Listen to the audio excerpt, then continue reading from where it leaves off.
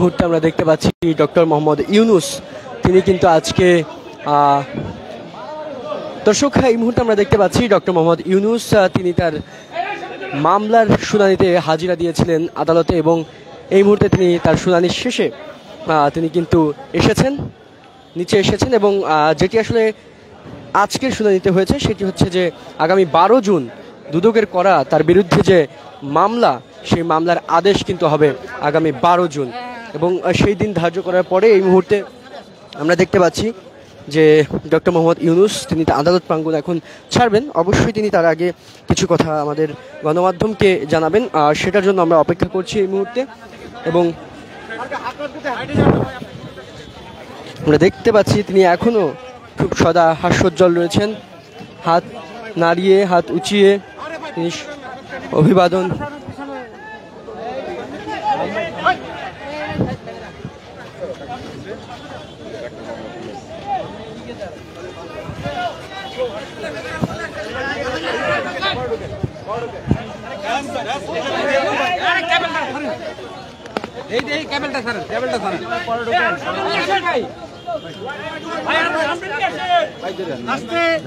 একটু সাইড দিয়ে ডাউন করি।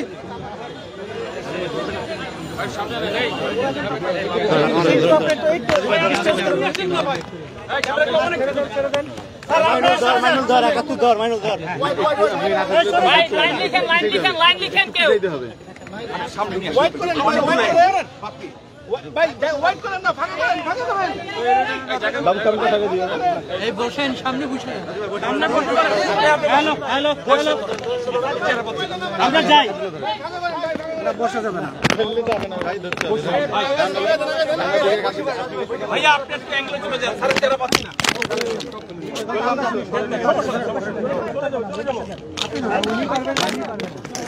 ধরেন পাশে কেউ ধরে না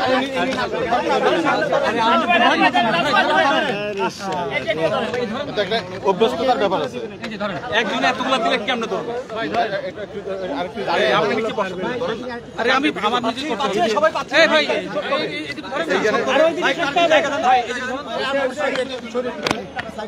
এই সবাই স্টিল একটু নামালেন নিচে থেকে একজন একটু ধরলে তো হয়। আসসালামু আলাইকুম। আসসালামু আলাইকুম।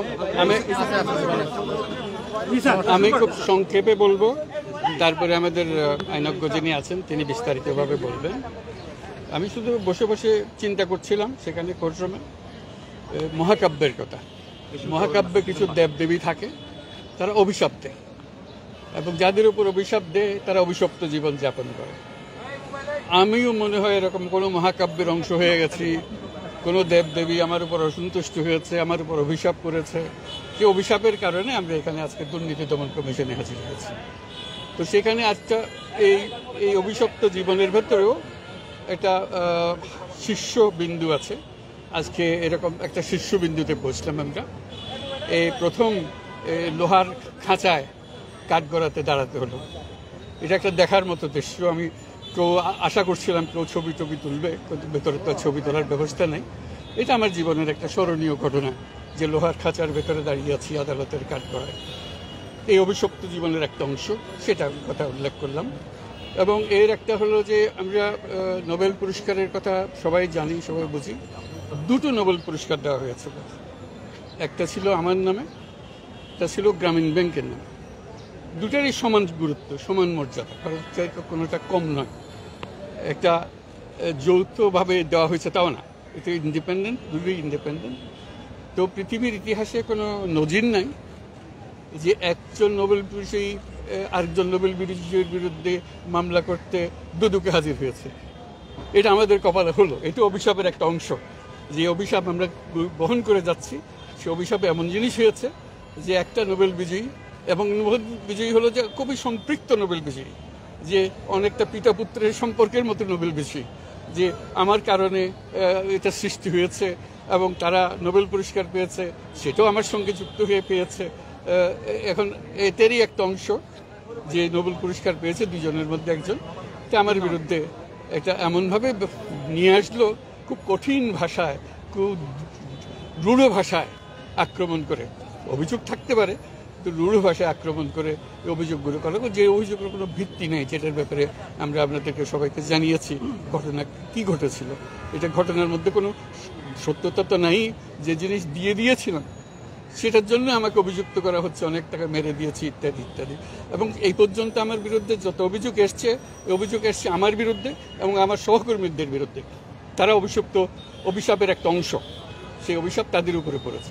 এইটা আমার কাছে খুব কঠিনভাবে আমার মনে দাগ কেটেছে, কষ্ট লেগেছে, কারণ আমার পরিবারকে আক্রমণ করেছে। এটা আমার কাছে মোটেই গ্রহণযোগ্য হয়নি, যে আমার বাবাকে আক্রমণ করেছে, আমার ভাই বোনদের আক্রমণ করেছে। তো সেটাই এই যে অভিশপ্ত জীবনের একটা অংশ বলে গেলাম। আর বাকি অংশ আজকের যেটা হলো সেটা আমাদের আইনজ্ঞ মহোদয় আছেন, তিনি ব্যাখ্যা করবেন এই বিষয়টা কী ছিল, কেন আমাদের এই অভিশাপ বহন করতে হচ্ছে সেটা আপনারা জানুন এবং সে ব্যাপারে আপনারা লিখুন। আপনারা শুধু জানা না, বিষয়টা নিয়ে লিখুন, এটা সত্যতা কি, এটা গুরুত্ব কি, এটা ভূমিকাটা কি। এটা শুধু রিপোর্টিং বলতে শুধু শুনলাম লিখলাম তা না, এটা ব্যাখ্যা, গভীরে যাওয়া, এটা সম্বন্ধে সবাইকে জানান দেওয়া, সেটা একটা অংশ। আপনাদের সবার সহযোগিতা কামনা করি। আপনারা সবাই আমার জন্য দোয়া রাখবেন। ধন্যবাদ। স্যার, আমি একটু লাইভে ঢুকবো, আপনি যদি আরেকটু বলতেন এই যে আজকে কি কি হলো আজ আপনার। এটা উনি বলবেন, আমি আজকে বিষয় বলতে পারি আমরা একটা বিষয় জানতে চাচ্ছিলাম, একটু স্যার। অভিশপ্ত জীবন আর অভিশপ্ত জীবনের আজকে একটা প্রথম দিন, আপনি না, প্রথম দিন না, এটা বহুদিন গেছে, এটা বহুদিন গেছে। আমাকে গ্রামীণ ব্যাংক থেকে বের করে দেওয়া হয়েছে, এটা অভিশপ্ত জীবনের একটা অংশ। আমার বিরুদ্ধে বহু তদন্ত কমিটি হয়েছে, তদন্ত কমিশন হয়েছে, কোনো নিস্তার নেই, একটার পর একটা চলছে। এটার একটা অংশ হিসেবে আপনারা এটা ইতিহাস হিসেবে যদি ক্রমাগতভাবে একটা তালিকা করেন, সেটাও খুব ভালো কাজ হবে। আমরা ওই বিষয়টা আসছি স্যার, আপনি যেটা বললেন যে অভিশপ্ত জীবন, আজকে আপনি প্রথম লোহার খেসায় ঢুকেছেন স্যার। জি জি। আপনি স্যার পৃথিবীর নানা দেশে গেছেন স্যার, আপনি যে লোহার খেসায় ঢুকলেন, যেটুকু সময় আপনি ছিলেন, একটুখানি আপনার মস্তিষ্কের আপনার যে কেউ যে বললাম অভিশাপের কথা মনে, অভিশপ্ত জীবনের একটা বড় পর্যায়ে পৌঁছে গেছি, সেটা বুঝলাম যে অভিশাপ অনেক উপরে নিয়ে গেছে এখন আমাকে। এই অভিশাপের, যেখানে আমি লোহার খাঁচায় দাঁড়িয়ে, কেন আপনি বই বেড়াচ্ছেন স্যার এই বিষয়টি? অভিশপ্ত জীবন এটা দেবদেবীর ইচ্ছা, সেখানে আমার করার কিছু নেই। দেবদেবীরা ঠিক করেন যে একে অভিশাপ দিতে হবে, অভিশাপ দিয়েছে আমার উপরে। ধন্যবাদ।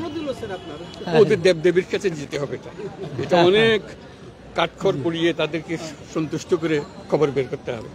ধন্যবাদ। আমি পারতেছি না, আমি পারতেছি না। বলেন। ছিলাম।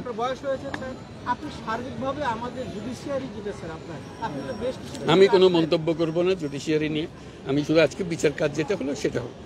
Thank you. আপনি এই যে আদালতে বিভিন্ন সময় দৌড়াচ্ছেন, সপ্তাহখানিক আগেও শ্রমিক ট্রাইব্যুনাল আপনি বলেছেন যে আদালতের এই সমস্ত কারণে দেশের ইমেজ সংকট হচ্ছে, সারা বিশ্ব দেখছে। এতে করে আপনার সাথে যারা বৈশ্বিক বন্ধুরা আছে তাদের খুব কথা হয়, তারা খুব মন খারাপ করে, তারা বুঝতে পারে না এটা কেন হচ্ছে। আজকে যদি তারা বর্ণনা পেত, ছবিটা দেখতো যে আমি লোহার খাঁচার মধ্যে আছি, তাদের মনটা আরো খারাপ হতো। লোহার খাঁচার বিষয়টি আরেকটি বিষয়, আপনি এই যে লোহার খাঁচা যেটা, এটাকে কি আপনার স্যার যে আমরা সিভিলাইজ একটা আপনি যে পুরো জিনিসটা আপনি লোহার খাঁচা বলছেন যেটা আর কি, এইটা আপনার স্যার এই লোহার খাঁচাটাকে আপনি কিভাবে দেখলেন? আমি এটা প্রতীকী হিসাবে দেখছি। এটা আমাদের বিচার ব্যবস্থায় কেন আছে, কিভাবে আছে, কার জন্য করা হয়েছিল, এইসব বহু প্রশ্ন আছে, কিন্তু আজকের দিনে সেটা আমি প্রতীকী হিসেবে দেখছি। আমি অভিশপ্ত মানুষ, আমার কাছে সবকিছু এখন গ্রহণ করতে দিতে হবে। স্যার, আপনি লোহার খাঁচাটা আদালত থেকে এটা কিন্তু পরে স্থাপন করা হয়েছে, একদম যদি লোহার খাঁচার প্রসঙ্গে আসি, হাইকোর্টে এনে একটা চলছে। এটা আমি জানি না, এটা ওনারা বলবেন। আপনি কি মনে করেন যে এইটা আসলে একটা অপমানজনক? অত্যন্ত অপমানজনক তো বটেই, এটা তো বটে। এটা নিয়ে অপমান করার জন্যই এটা বানানো হয়েছে, এটাকে সম্মান দেওয়ার জন্য তো বানানো হয়নি, অপমানের চূড়ান্ত পর্যায়ে নিয়ে যাওয়ার জন্য এটা বানানো হয়েছে। লোহার খাঁচা কি উঠিয়ে দেওয়া উচিত? অবশ্যই উঠিয়ে দেওয়া উচিত। আপনি বলছিলেন যে যেহেতু মামলাগুলোকে আপনার বিরুদ্ধে ভুয়া অভিযোগ আনা হয়েছে, তো এক্ষেত্রে একজন নোবেল বিজয়ী হিসেবে এরকম অভিযোগ তো আসতেই পারে, যদি দেশের সরকার থেকে আনা যেতে পারে। সেই ক্ষেত্রে আপনার বিরুদ্ধে কি অভিযোগটা আপনি কি মনে করেন?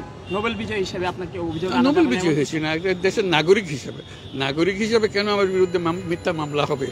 কেন কারো বিরুদ্ধে মিথ্যা মামলা হবে? দুর্নীতির মামলা হবে? এই দুটোকে দাঁড়িয়ে কেন আমাদেরকে কথা বলতে হবে? আমার একটু সহকর্মী সারা জীবন দিয়েছে তারা মানুষের উপকার করার জন্য, তাদেরকে হেনস্থা কেন করতে হবে? তাদেরকে লোহার খাঁচায় কেন ঢুকতে হবে? আপনাদের কাছে প্রশ্ন। ধন্যবাদ। আজকের